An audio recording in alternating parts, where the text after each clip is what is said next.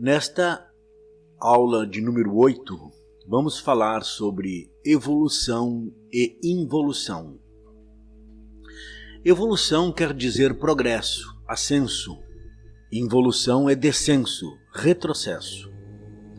O dogma da evolução contínua, pregado por algumas escolas pseudo-esotéricas, é falso. As coisas na natureza são cíclicas. Evolução e involução são duas leis mecânicas da natureza. Grandes civilizações surgem, atingem seu mais alto grau de evolução, logo em seguida começam a declinar até seu desaparecimento total. Nós, como seres físicos, nascemos, nos desenvolveremos, envelhecemos e morremos. Somente aqueles que vencem sua natureza interior, ou seja, aqueles que lograram conferir seu centro de gravidade para a alma, conquistam o mérito de estar fora do ciclo da vida comum. Estes são os mestres e sábios de todos os séculos, ou logram ser praticando os 3 fatores de revolução da consciência. Esse é um trabalho 100% ativo, ou seja, deve ser realizado dentro de si mesmo, conscientemente e por vontade própria. Passivamente não se consegue nada. A grande obra é realizada com padecimentos voluntários e trabalhos conscientes.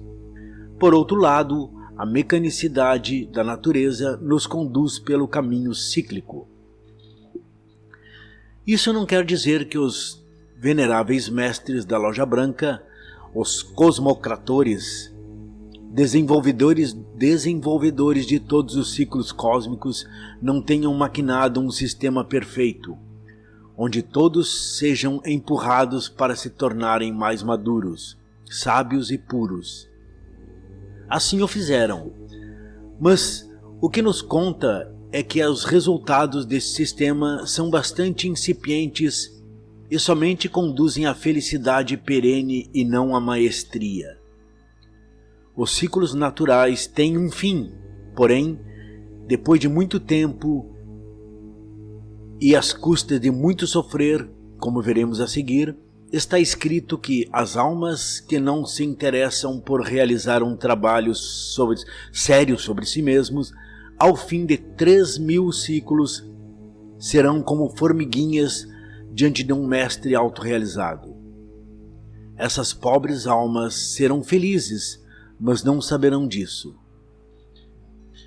Como dissemos na lição 1, a gnose, o conhecimento, não é um privilégio desta ou daquela escola. A verdade é uma só, e vários dos seus detentores. Também não queremos aqui que acreditem ou deixem de acreditar. Quem vive de crenças, não obstante, pode até se dar ao luxo de dizer que a verdade é diferente para cada um, que cada um tem a sua verdade, porém, a isso damos o nome de opinião, não de verdade.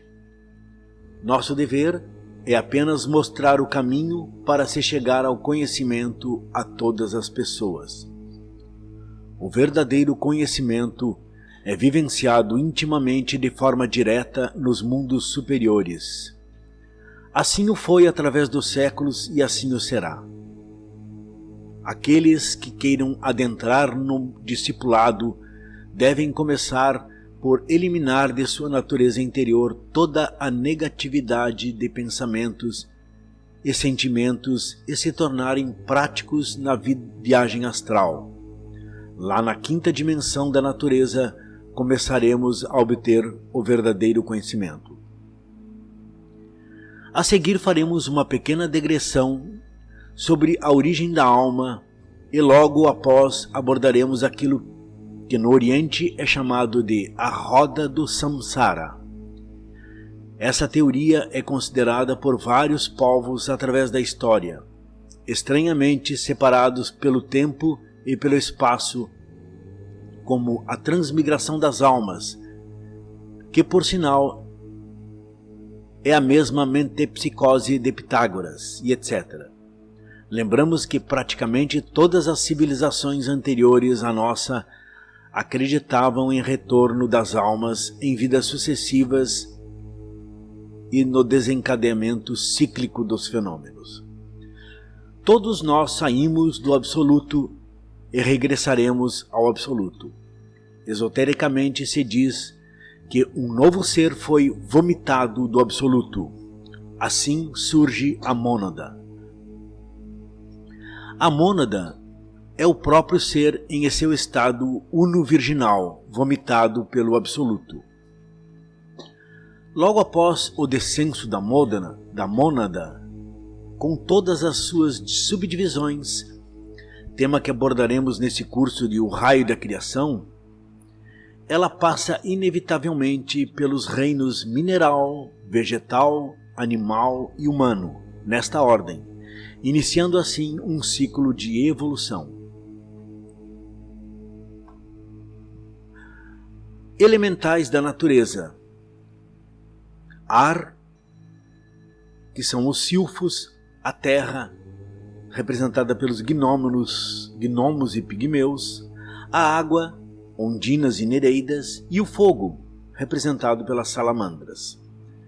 Elementais da natureza, assim são chamados esses seres puros em estado paradisíaco, edêmico, que têm como corpos físicos minerais, plantas e animais. Por não terem a capacidade de pensar, nem a capacidade de discernir entre o bem e o mal, tampouco a responsabilidade do livre-arbítrio, são assistidos e instruídos em sua evolução cuidadosa e detalhadamente por grandes seres. Esses grandes seres são os Devas, como os chamam na Índia. Os Devas são hierarquias que já se autorrealizaram intimamente. Por isso, estão fora da roda do Sansara, são livres para ir e vir, mas renunciaram ao absoluto por amor à humanidade. Então, logo após essa essenciazinha ter passado pelos reinos mineral, vegetal e animal nesta ordem, é chegado o grande momento de se adentrar no reino humanoide. O reino humanoide é o topo da evolução mecânica da natureza. Devido às capacidades do livre-arbítrio de pensar e discernir, o ser humano pode continuar o caminho da evolução através dos mundos superiores, se assim o quiser.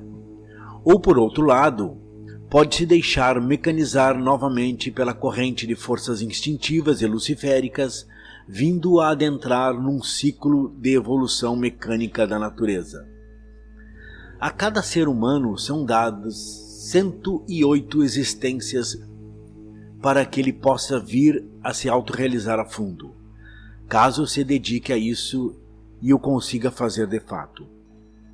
Passadas essas 108 existências como ser humano, a essência fracassada torna a ocupar corpos, níveis de consciência animal, vegetal e mineral, nessa ordem. O trabalho da natureza nessa etapa não é a de instruir, mas de purificar. Não existe eternidade para o ego, para o mal. O ego tem que morrer de qualquer maneira. Se não o fazemos conscientemente e por amor a Deus, a natureza se encarregará de fazê-lo. Ainda que soframos o indizível, ou melhor dito, ainda que o ego sofra o indizível, pois somente o ego sofre. A alma a que ele engarrafa é perfeita e não sofre, ama.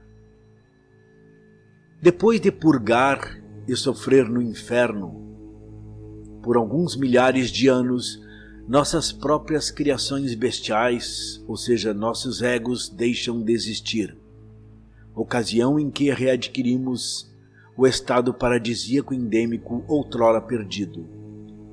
Esse ponto matemático da natureza é chamado de morte segunda. E esse é justamente o ponto mais baixo da involução.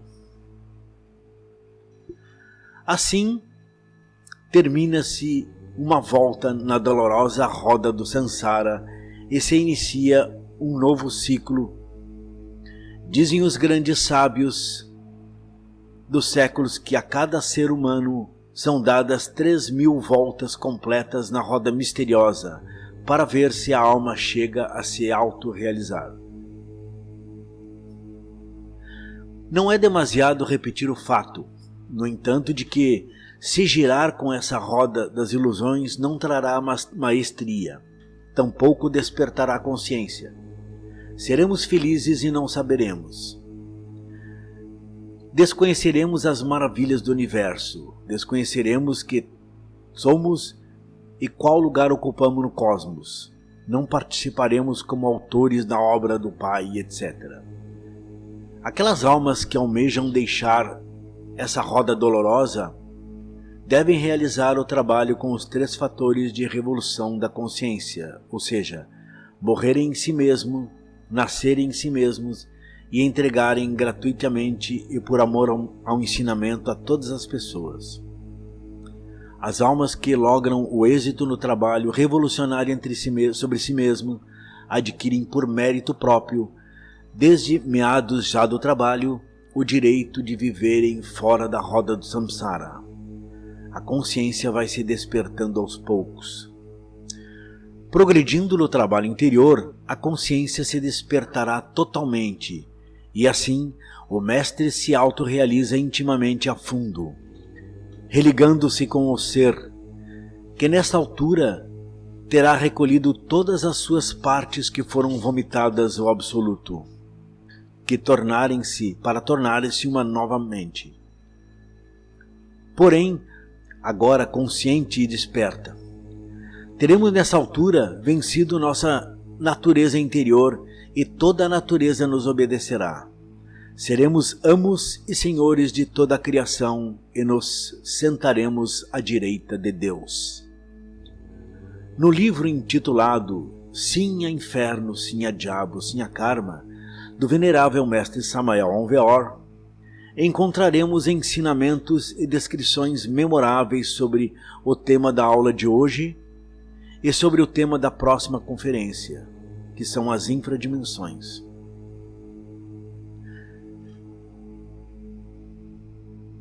Recapitulando, evolução e involução são 2 leis mecânicas da natureza. Evolução, progresso e ascenso; involução, retrocesso, descenso. Mônada é o próprio ser vomitado do absoluto.